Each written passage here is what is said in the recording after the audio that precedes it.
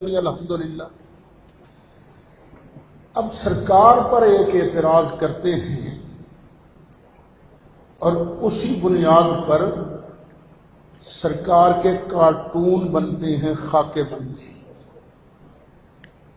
کہ نبی کریم علیہ السلام نے 9 سال کی بچی حضرت عائشہ سے شادی کی، پر اس پر وہ کارٹون بناتے ہیں اور کہتے ہیں تم بھی اپنے نبی کی سنت پر عمل کرو نا، تم بھی 53 سال کے 54 سال کے بابے کے ساتھ اپنے 9 سال کی بچی کی شادی کرو۔ اصل خرابی یہ ہے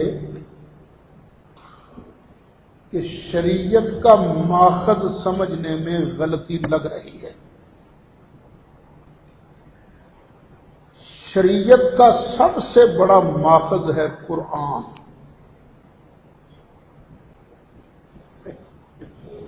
پھر اس کے بعد شریعت کا ماخذ ہیں احادیث، لیکن حدیثیں ماخذ ہیں قرآن کے بعد، قرآن کے برابر نہیں۔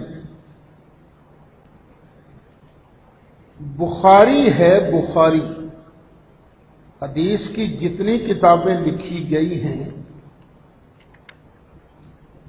ان سب میں سے نسبتاً زیادہ صحیح حدیثیں بخاری شریف میں ہیں، لیکن پھر بھی بخاری شریف کا درجہ قرآن جیسا نہیں۔ قرآن سارے کا سارا قطعی الثبوت ہے، قطعی ہے، ایک لفظ میں شک کرنے والا وہ بھی بے ایمان ہو جاتا ہے۔ لیکن بخاری کی صرف 1-2 حدیثیں ہوں گی قطعی، باقی سب حدیثیں ظنی ہیں، ظن کا فائدہ دیتی ہیں، قطعی نہیں ہیں، اخبار احاد ہیں یہ۔ اب اگر کوئی آدمی بخاری شریف کی کسی حدیث کا خبر واحد کا انکار کر دے تو وہ نہ کافر بنتا ہے نہ گمراہ ہوتا ہے، یہ بھی یاد رکھیے۔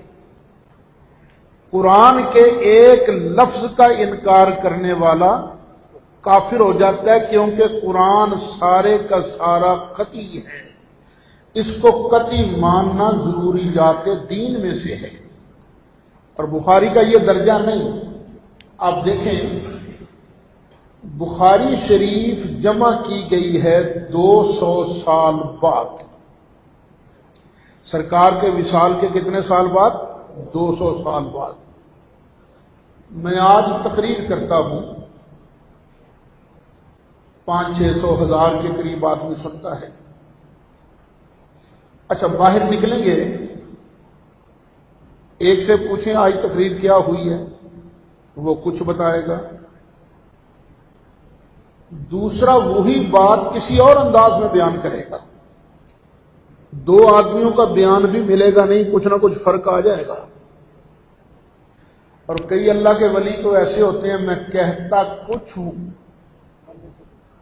وہ جواب کچھ دیتے ہیں، سنائیں گے کچھ، میں نے کچھ کہا ہوگا وہ کچھ کہہ دیں گے۔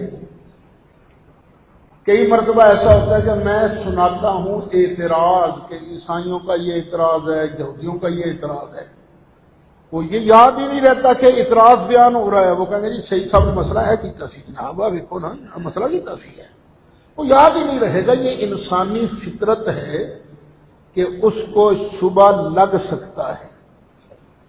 اب نبی کریم علیہ السلام سے ایک آدمی نے بات سنی، ان سے پھر آگے کسی نے سنی، پھر کسی نے سنی، پھر کسی نے سنی، پھر کسی نے سنی، 200 سال تک ایک آدمی بیان کر رہا ہے، 2 بیان کر رہے ہیں، 1 بیان کر رہا ہے، 2 بیان کر رہے ہیں، تو کیا غلطی لگ سکتی ہے کہ نہیں؟ لگ سکتی ہے۔ اس لیے یہ یاد رکھیے بخاری کے اندر آنے والی ہر چیز صحیح نہیں ہے، اس کے اندر غلطی کا امکان ہے۔ بخاری کے اندر لکھا ہوا ہے کہ نکاح کے وقت حضرت عائشہ کی عمر 6 سال تھی اور رخصتی کے وقت 9 سال تھی. لیکن مجھے لگتا یہ ہے کہ یہ بھی کسی کو غلطی لگی ہے. 16 کہا گیا، 16 19 تو اشر کاٹ دیا کسی نے، تو 6 اور 9 یہ رہ گئے باقی. جس طرح کہ وہ ایک بات ہے کہ بعض کتابوں میں یہ بھی آتا ہے کہ نبی کریم علیہ السلام 2 ربیع الاول کو پیدا ہوئے. تو محدثین نے اس کا جواب دیا نہیں، کہا گیا تھا 12 ربیع الاول کو. تو کاتب نے اس حدیث کو لکھا تو لکھا بھی 2 ہندسوں کے اندر 12، لیکن کاتب سے ایک کا رہ گیا، ایک کٹ دیے تو باقی کتنے بن دینے 2. لوگ کاتب کی غلطی سے تاریخ ہی چینج ہو گئی. اسی طرح کاتب کی غلطی سے 16 میں سے وہ جو 16 کا معنی کیا ہے 16، 6 اور 10 تو اشر کٹ گیا تو باقی کیا رہ گیا 6.